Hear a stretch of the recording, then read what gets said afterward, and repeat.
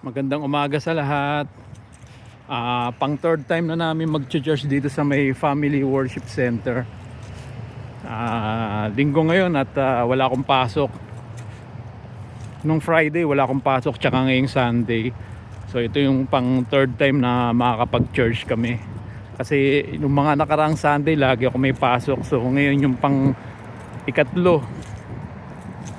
So thanks God, thanks God kasi nabigyan ako ng opportunity para makapag-church.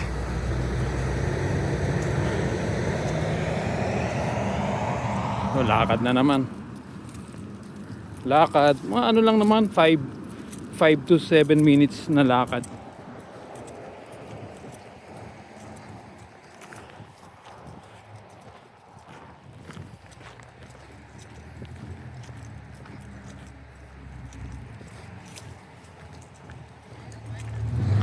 Opya.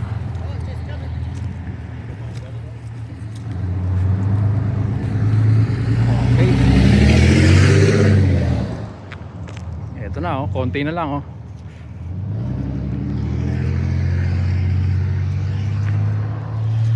Ayan Family Worship Center.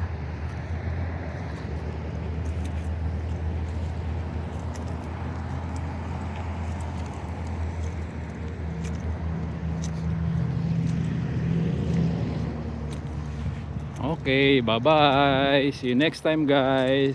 God bless. Thank you.